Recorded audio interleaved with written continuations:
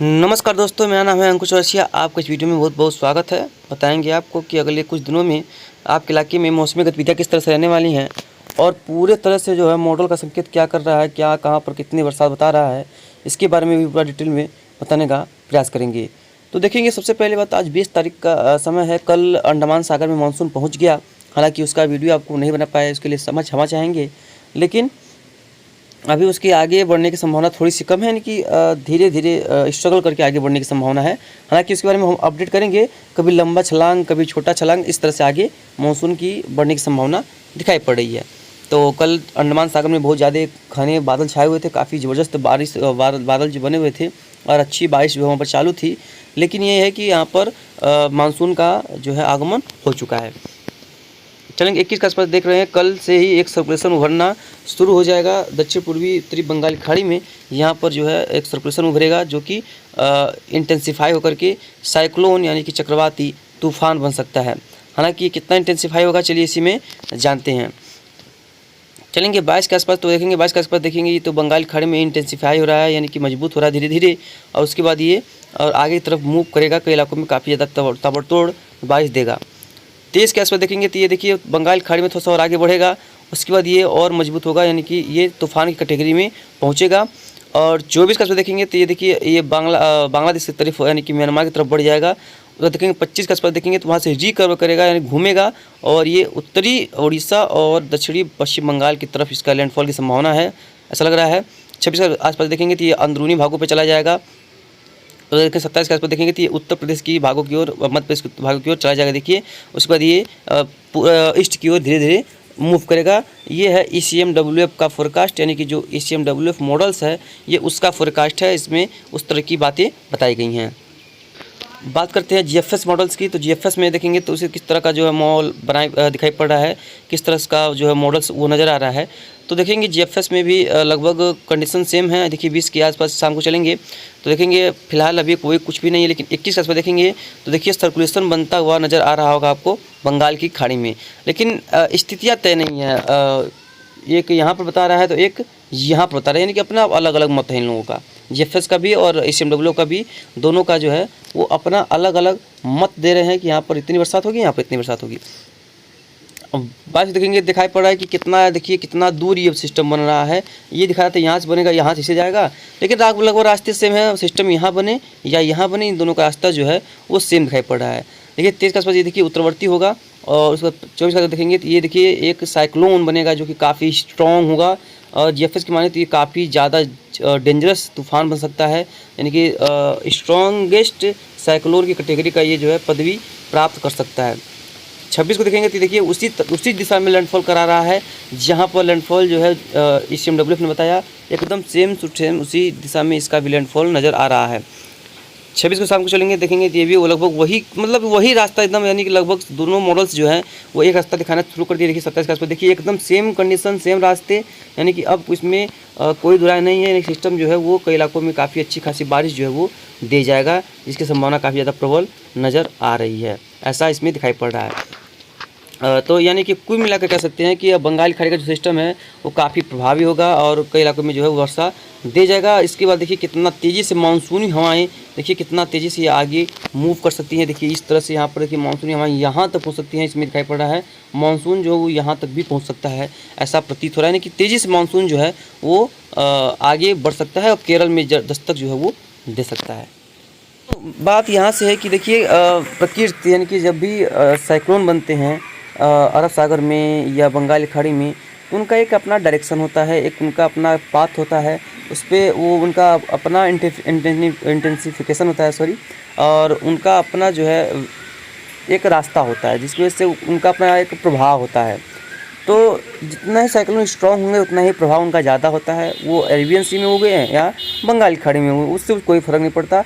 वो स्ट्रॉन्ग होने चाहिए, मजबूत होने चाहिए, जिससे कि स्थितियाँ थोड़ी सी डैमेजिंग हो जाती हैं, स्थितियाँ थोड़ी सी बदल जाती हैं। लेकिन ये होता क्या है कि इनमें हवाएं जो है वो एनर्जी का काम करती हैं, यानी कि ऊर्जा का काम एनर्जी ही करती हैं। तो ऊर्जा ही सब कुछ है और ऊर्जा ही सब कुछ यहाँ पर करने वाला होता है। आपको पता होगा कि ऊर्जा ही सब कुछ होता है। तो इसमें जैसे कि इसमें हवाएं घूमती हैं चारों ओर और घूम घूम करके ऊपर की तरफ उठती हैं। जब वो घूम के वो ऊपर की तरफ उठती हैं तो कंडेंस होती हैं और बादल बनाती हैं और वर्षा देती हैं। लेकिन एक आपको एक बात पता होगा कि नेचर यानी कि जो प्रकृति है हमारी, उसको आज तक कोई समझ ही नहीं पाया।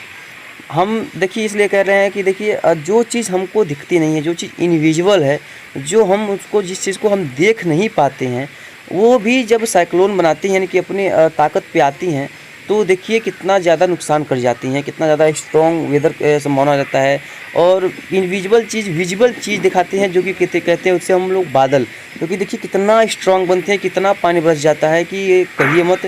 सोचिए कि बादल कितना पानी ढोते होंगे और कितना मेहनत करते होंगे वो हम लोगों के लिए। तो यानी काफ़ी अच्छी बात है, प्रकृति का नज़ारा काफ़ी सुंदर होता है। तो प्रकृति के नज़ारे के लिए एकदम से आप लोग तैयार रहिएगा। देखिए मानसून भी अगर बात करें तो मानसून कल अंडमान सागर में पहुंच चुका है, जैसा कि हमने आपको बताया ही।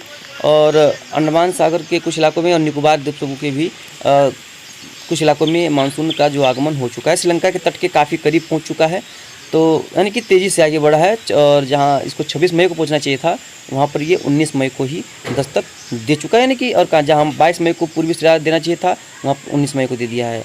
एक जगह 7 दिन पहले, तो एक 3 दिन पहले जो है मानसून सामान्य से पहले पहुंच चुका है। तो अच्छी बात है, अच्छी खबर है। अगर इसका रफ्तार इसी तरह से रहा तो सामान्य से पहले देश के कई इलाकों में पहुंच जाएगा। लेकिन अगर इसकी रफ्तार में कमी आई, रफ्तार स्लो हुआ, तो ये मानसून जो है भारत में पहुंचने में थोड़ी सी देर लगा सकता है।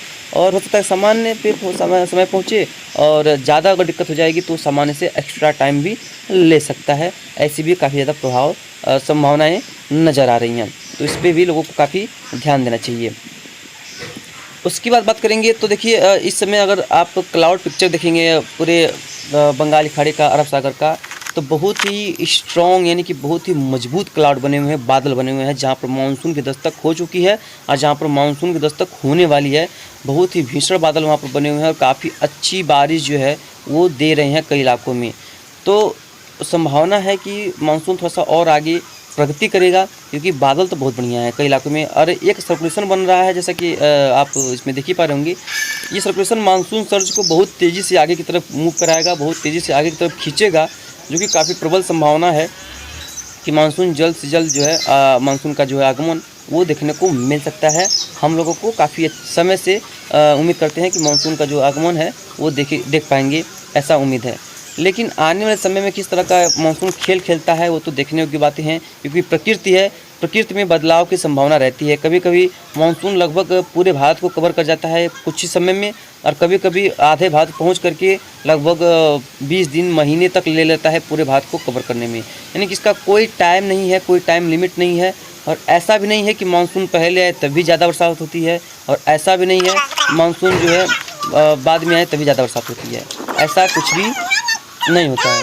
तो कुल मिलाकर के हम कह सकते हैं कि कई इलाकों में जो वर्षा होती है वो कई इलाकों में काफ़ी अच्छी खानी होनी चाहिए, क्योंकि जो मानसून आता है वो काफ़ी अच्छी बारिश लेकर के आता है।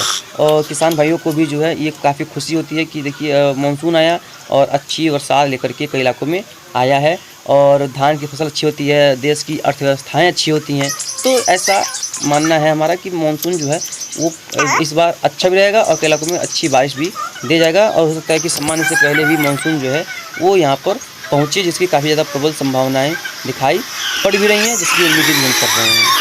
देखिए मौसम कैसा रहेगा अगले कुछ दिनों में, तो देखेंगे। पहली बात, जो मौसमी गतिविधियाँ हैं वो सबसे ज़्यादा अगर हैं वो है साउथ इंडिया में, जैसे कि इसमें हम केरल की बात करें, मध्य महाराष्ट्र की बात कर रहे हैं, कर्नाटक, तमिलनाडु, पुडुचेरी की बात करेंगे, तो इन क्षेत्रों में बारिश जो है वो सबसे ज़्यादा है। और कई इलाकों में काफ़ी ज़्यादा तेज़ और काफ़ी ज़्यादा मूसलाधार बारिश है, और इंटेंसिटी भी बारिश की जो काफ़ी तगड़ी है। अभी भी क्लाउड जो हैं यानी कि जो बादल हैं वो काफ़ी अच्छे यहाँ पर बने पड़े हैं, और अच्छे इंटेंसिटी के बादल बने भाई। आप देखेंगे तो कहेंगे कि हाँ भाई। आप देखिए IMD सैटेलाइट खोलिए, उसमें आपको देखेंगे कि बादल जो है, बादलों का जमावड़ा किस तरह से देश में छाया हुआ है, और किस तरह से यहाँ पर जो बारिश वो देखने को मिल रही है। काफ़ी ताबड़तोड़ रेनफॉल की संभावना कई इलाकों में देखने को मिल रही है, जिसकी संभावना पहले थी भी और इस समय है भी। अच्छी खासी रेनफॉल जो है वो देखने को कई इलाकों में मिलने की संभावना काफ़ी प्रबल नज़र आ रही है। तो आगे चलेंगे, तो आगे अगर बात करेंगे तो देखेंगे कि अगले 24 घंटों के दौरान जम्मू कश्मीर के रीजन में, गिलगित बाल्टिस्तान के रीजन में, मुजफ्फराबाद के रीजन में यहाँ पर कुछ इलाकों में जो है हल्की से मध्यम दर्जे की बारिश देखने को मिल सकती है। और कुछ इलाकों में हो सकता है कि कुछ इलाकों में तेज़ वर्षा भी देखने को मिल जाए, इस तरह की वर्षा भी देखने को मिल सकती है। उसके बाद अगर बात करेंगे तो देखेंगे कि हिमाचल प्रदेश, उत्तराखंड की बात करेंगे तो हिमाचल प्रदेश, उत्तराखंड में भी जो वर्षा है वो देखने को कहीं कहीं पर अच्छी मिल सकती है।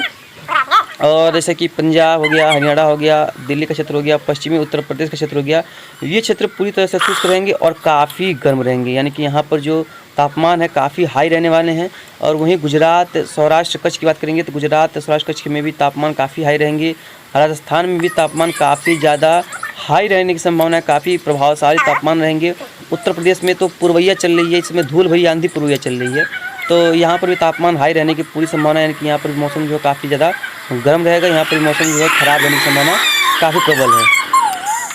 तो और देखेंगे कि जैसे कि पूर्वी भारत की बात करेंगे तो पूर्वोत्तर राज्यों में से कि असम, मेघालय, नागालैंड, मणिपुर, मिजोरम, त्रिपुरा, उप हिमालय, पश्चिम बंगाल, सिक्किम, अरुणाचल प्रदेश में कई इलाकों में तेज़ वर्षा हो सकती है, भारी बारिश की भी संभावना है, अच्छी बारिश की संभावना भी दिखाई पड़ रही है। पश्चिम बंगाल, झारखंड की बात करेंगे तो यहाँ पर फिलहाल बारिश नहीं है, बिहार में भी वर्षा नहीं है, मध्य प्रदेश में भी बारिश नहीं है। हालांकि क्लाउड तो हैं, बादल हैं कहीं कहीं पर जरूर से, लेकिन यहाँ पर वर्षा की संभावना फिलहाल नहीं है उतना ज़्यादा जितना लोग उम्मीद कर रहे हैं। बाकी जैसे कि साउथ में, जैसा मैंने बताया, आंध्र प्रदेश से लेकर के विदर्भ, तेलंगाना, छत्तीसगढ़, कर्नाटका के कुछ इलाकों में, केरल, तमिलनाडु, पुडुचेरी के कर्नाटक के क्षेत्रों में यहाँ पर वर्षा की संभावना जो है काफ़ी प्रबल है। अच्छी खासी रेनफॉल जो है देखने को मिल सकती है और मूसलाधार बारिश की भी संभावना यहाँ पर कई इलाकों में रहेगी, इसकी भी काफ़ी ज़्यादा प्रबल संभावनाएं नज़र आ रही हैं। तो बाकी जो भी होगा हम आपको आगे अपडेट कर देंगे। अगर वीडियो थोड़ा सा पसंद आया तो लाइक करिए, सब्सक्राइब करिए और इसको शेयर करना आप लोग मत भूलिएगा। मिलते हैं इसके नेक्स्ट वीडियो, तब तक के लिए धन्यवाद।